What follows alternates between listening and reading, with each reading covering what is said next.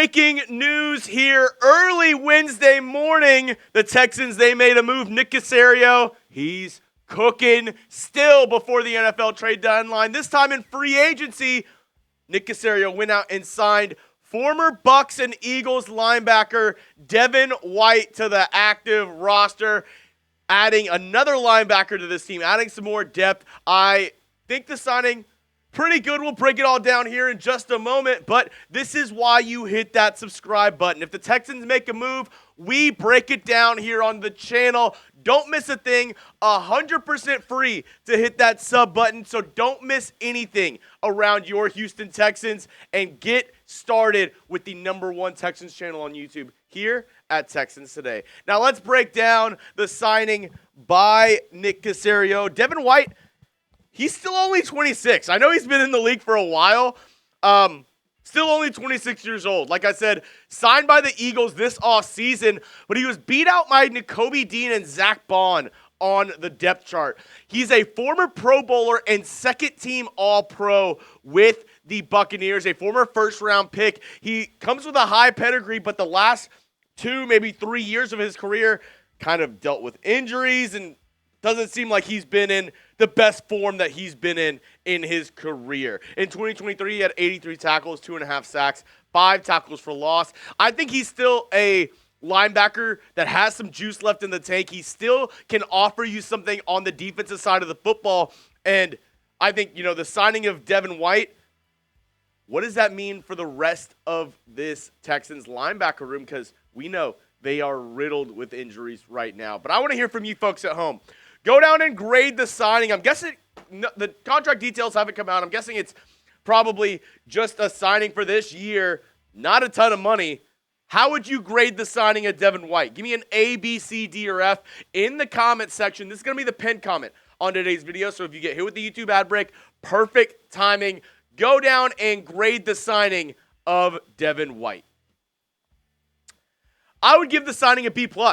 It is a low-risk, high-reward move, in my opinion. You're not, investing a ton into Devin White. And if he doesn't pan out, then okay, you signed somebody for a cheap contract and he didn't do that well. If he does pan out, though, this could be a major signing that can change the Texans' season. Because Devin White, he is a tackling machine. Say what you will about him in coverage. Say what you will about him with his injuries and his explosiveness over the past couple seasons.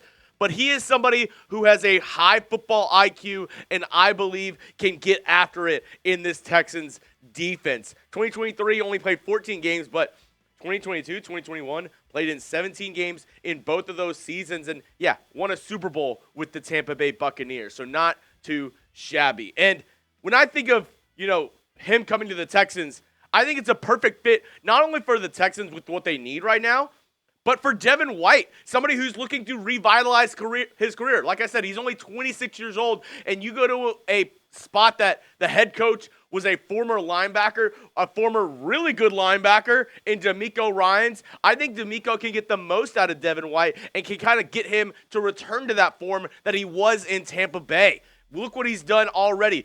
Christian Harris had a great season under him. Obviously, Azeez Al-Shire, he's worked with a ton. Henry To'o, until this injury, up until that, he's having the best year that we've seen him. All I know is only his second year, but he looks leaps and bounds better than he did last season under only 1 year with DeMeco Ryans. So I think having him come in, learn under DeMeco, and step in and be a part of this linebacking room could be a good thing for both Devin White and the Houston Texans. But in the same breath, with that, what does this mean for the injury report? What does this mean for the guys at the linebacker position who are hurt right now? I'll break down all the Texans injury news. We have a lot on the Texans linebackers and a lot of other players coming from Aaron Wilson this morning. I'll break that down in just a moment. But today's show is sponsored by Ollie. I love my dog Sadie. And if you love your dog too, go head over to Ollie and check it out. Today's episode is brought to you by Ollie Clean, Fresh Nutrition for your dog. Right now, Ollie is offering a fantastic deal to let your pup taste test a personalized meal. Get 60% off your first box of meals when you use promo code CHATSPORTS at Ollie.com. in 5 flavors they'll absolutely love. You don't have to be a vet to know that feeding your dog real, whole foods with minimal processing is one of the best choices you can make for their health.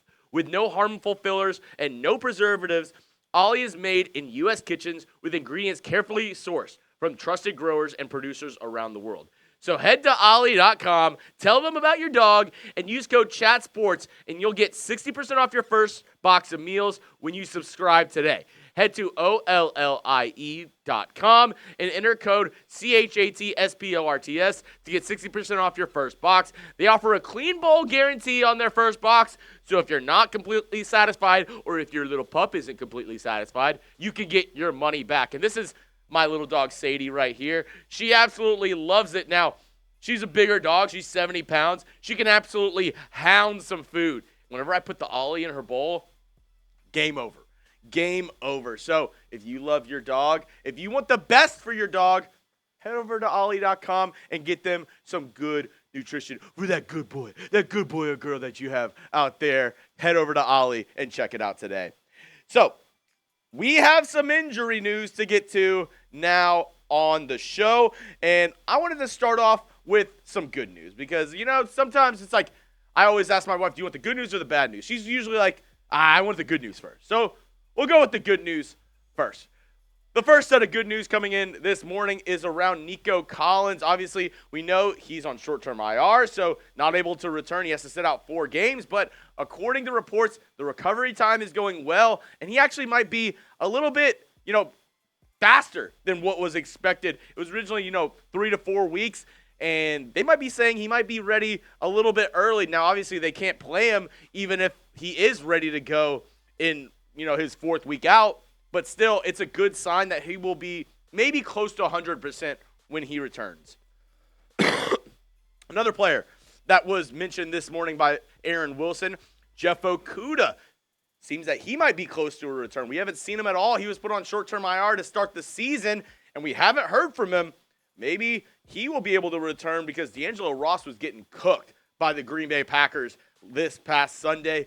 So maybe this could add another guy to that cornerback room that is in need. Same can be said about Texans rookie Kamari Lassiter. He is reportedly close to return. I don't know if he's going to be able to play this Sunday up against the Colts, but reports are that Lassiter is starting to look good and that he might be close to a return. Another guy who was out this past week, but I don't think he's going to be able to play up against the Colts, is Jimmy Ward. He remains out. He's dealing with that groin injury at the moment. So I don't know if the Texans are going to go out and sign a safety or do something at safety, but it's remained to be seen. If he's out for an extended period of time, I'm not saying they need to get somebody that starts, but maybe somebody for a little bit more depth at the safety position if Jimmy Ward remains out. I know Kalen Bullock and Eric Murray are looking pretty good so far this season.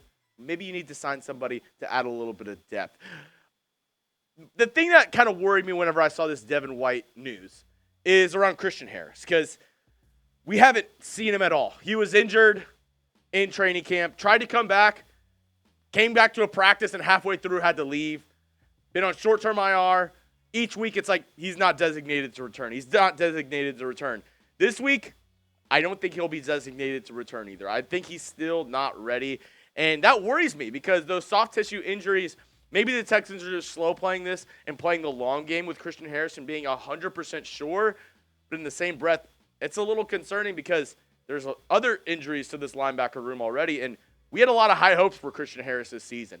And if he's not able to play at all, that could be a big blow to what we thought this Texans defense could be, especially down the road when we play some of the best offenses in the NFL. I want to ask you, as we continue this injury report for the Houston Texans, what Texans injury at this moment worries you the most? Is it Christian Harris?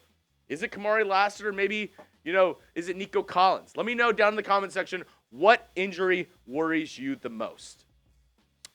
For me at this moment, I think it might be Azeez Al-Shire because he is your go-to linebacker. He didn't play this past week up against the Packers dealing with the knee injury. Will he be able to go this week up against the Colts? He's kind of the captain of the defense, the heart and soul of the defense on the interior. And Neville Hewitt, Jake Hansen, they did okay up against the Packers. I think, it wasn't the Texans defense that lost you the game up against the Packers, in my opinion. It was the Texans offense, their inability to move the ball. But down the stretch to that last drive of the Packers, you kind of saw the Texans got feasted on a little bit in the middle in that pass coverage where Neville Hewitt and Jake Hansen were kind of roaming. Azeez Al-Shire, I think he's the best coverage linebacker you have on this team.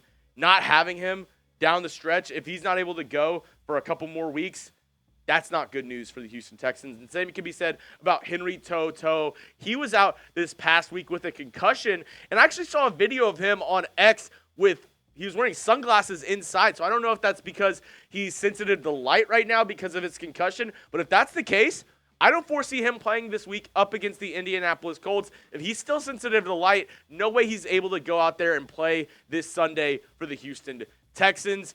Now, going from injury news to a little bit more roster news for the Texans before we head out, Jawhar Jordan, who the Texans drafted in the 6th round out of Louisville, signed to the practice squad. He was released on 53-man cut-down day before the start of the season. Texans bring him back to the practice squad.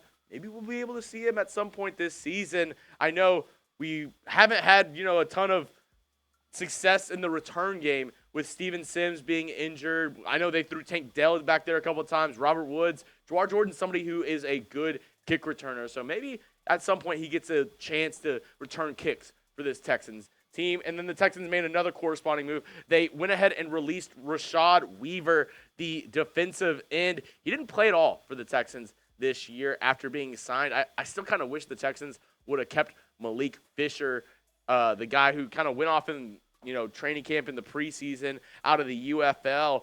But they went ahead and went with Weaver, and then now they went ahead and released Weaver. So really nothing doing there, but just some roster moves on the back end to let you know about. That's all I have for you on today's show. Reminder, again, the big news of the day, Texans signing linebacker Devin White. Make sure you follow me on Twitter at Jeremy Chugs for more Texans news and rumors. And never forget to hit that subscribe button. We're on our way to 20,000 subscribers. I want to hit there this week, so go down and hit that sub button for daily Texans videos.